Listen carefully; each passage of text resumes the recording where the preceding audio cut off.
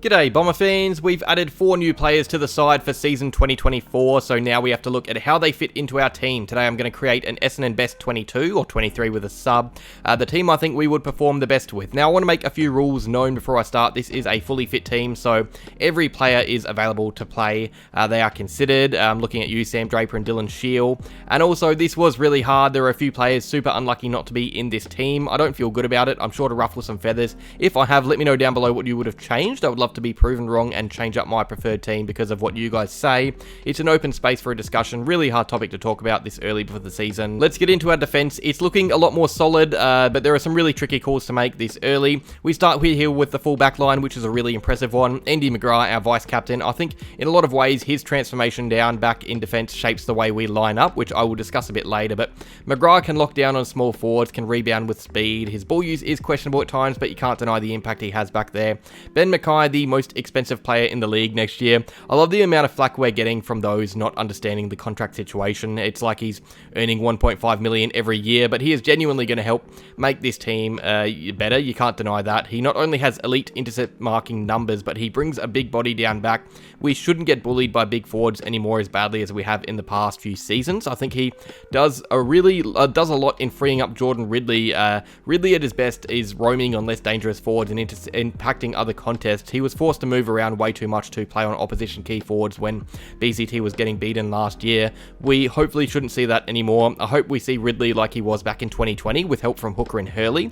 I've said a lot, Ridley's just about our most important player. He's not only so sound and impactful in the air, but his disposal efficiency, he's so precise. I really hope Mackay stays fit for Ridley's sake. Onto the halfback line, this is a bit tougher, some tough calls to make. Redmond's not one of those. He's a really important player for us. He provides a lot of drive from the back line, ventures forward, and I really like his competitiveness. You can trust him one out against a bigger forward to at least give it his all. The guy has some down moments, but whenever he lowers his standards, he does everything he can to set back things in order.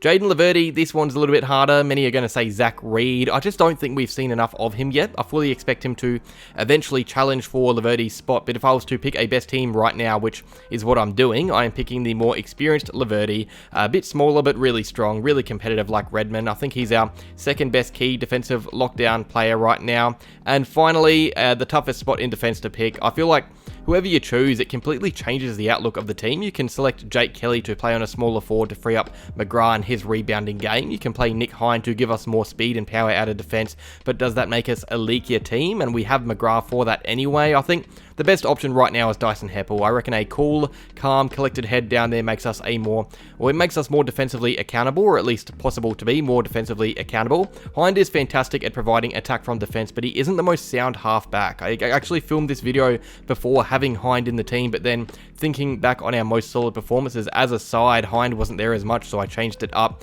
We are more proven down there with Heppel over Hind, so let me know what you think. I'm torn here. I reckon I'm going to post this and I want to change it back to Hind not long after. It's a 50-50 for me, just two really different players. On to the midfield. I reckon there's another contentious call here. We're going to start with Merritt in the middle, our captain. Not really much to say there. The guy won't be out of the team unless he's injured or suspended. Nick Martin on one wing. The attacking nature of his game is unmatched in the league it's only matched in the league by a few players of his role. He was in All-Australian form because of it. I think the thing that he gets caught out for is his work rate going the other way, which brings us to a really interesting option. Do we bring in the more defensively accountable Durham or the new recruit Dersma? I'm going to go for Dersma myself, as you can see. I just think he's a more complete player, more rounded. Durham's attacking capabilities are just not there. He does so well to lend a hand down back, but Dersma has more to his game as a whole. He can improve the team in more ways than one. Dersma is in my best 22.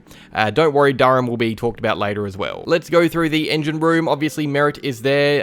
Don't stress, Goldstein is here, but I don't view him as our number one ruck. I think if fully fit, Draper will play more matches. I do have Draper on the bench. We will play 2 rucks as we did last year, but Goldstein is the stoppage ruck. He is the one that will take the most centre bounces and ball ups and throw-ins. He has the most hit-outs of all time. He will work really well with Draper, I reckon, because Draper is more of an around-the-ground ruck anyway. He impacts the game in open play, so we will see him venture up forward and play high up the field for outlet marking target options. The other mids, Darcy Parish, I'm really excited to see how he works with Goldstein. He already has elite clearance numbers. I can only see room for them to get better. And Jai Caldwell, he is building really well as a player. He impacts the game in patches. Goes missing a bit too much, I reckon, but I think we need a big year out of him. We're clearly lacking in top-tier mids. I like Caldwell, but if he's starting here, it shows we need more strength. strength. Some will call for a certain big-bodied midfielder. I think if we're fully fit, we have some options that can play through the midfield anyway, which I'll get to now. Alright, so Jake Stringer, Archie Perkins, really similar players in a few ways. I think Stringer at his best is splitting forward time and midfield time 50-50. He gives us much needed strength and power out of packs. Same for Perkins. Next year, I reckon we're going to see him play in the midfield more. We already saw him play more midfield time in 2023. I think that time just grows with age, and the great thing about these players is that they genuinely hit the scoreboard. It's not like they're lost playing forward. You can argue they are better off there. They are locks for at least 20 goals a season if they play every game. Having midfielder forwards that can do that are really important. I don't think Perkins is at that level yet, and Stringer is unreliable fitness-wise, but in an ideal world, if both are fully fit, I see them playing big roles in the side.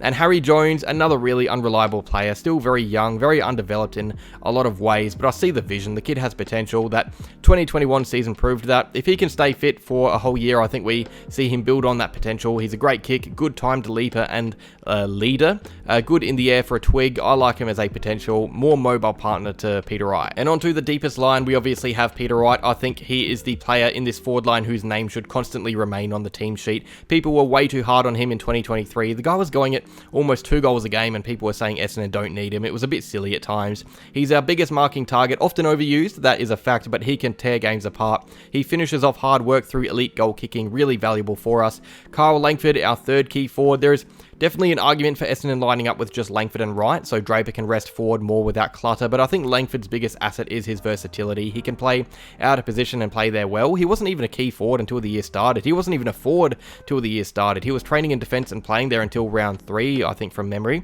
A full preseason up forward under Jones and Wright, I think it's worth a try seeing how he can line up. I can see it working because Jones will push higher up the field. Langford will take an undersized key back that he can body around. He's so good one-on-one for a smaller player. And Jade Gresham to round it out, he is just about our best small forward now. Super classy player, really creative. We just didn't see it enough at St Kilda. Hopefully with a more solidified role we get him at his best, because I think he can be good for 30 goals. Alright, onto the bench. I've already spoken of Sam Draper. He is our mobile, around the ground, big body, ruck, definite starter no matter what. Jai Menzies, I think we need some more small forward firepower, pure small forward firepower. Menzies' pressure is his biggest asset. I think you need a player like Menzies so the forwards can gather repeat entries. Ben Hobbs and Dylan Shield, many are going to be a bit frustrated by Shield's name being here, but this is a fully fit team, as I've said, and if Shield is fully fit, he starts in just about every AFL team. He is fantastic when his body lets him be. I can't see the guy going through a full season without hiccups, unfortunately, but if he was to, we are a better team because of it.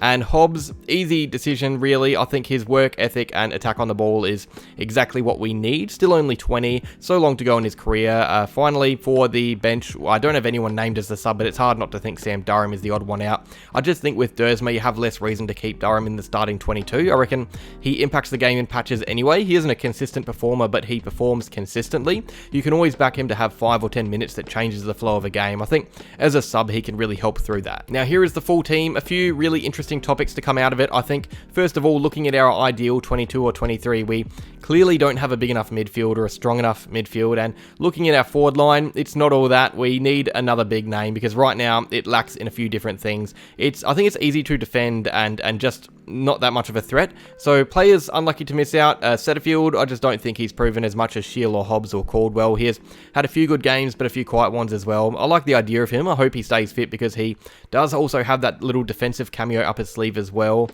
Nick Hind, I think there are plenty of reasons to include him, but I just can't seem to find enough of a reason to keep Heppel out. You can make a case for Zach Reed or Matt Guelphy. I'm sure some will throw in Kane Baldwin or Alan Davey Jr., Elijah Sartas maybe, and many aren't going to say, but Wiedemann could be pretty close to making this team as well. The guy at his best was pretty decent for us, but he's just too inconsistent to be trusted in a forward line, which is frankly a little weak anyway. Nick Bryan would be an emergency just about every week, but that is our team. Let me know what you think down below. What changes would you make? Again, this is the best possible team, the team we would use to go out and win games, so no Sartas for now at least. This is our best 23 if fully fit. That is all though. I'm probably going to post another one of these videos early next year as well, I reckon, a little update, because why not? Let me know down below what you guys want to see video wise as well. I'm going away pretty soon and filming a bunch to release when I'm gone, so let me know if you want anything done. That's all though. Like if you enjoyed, subscribe if you're new, and go Bombers.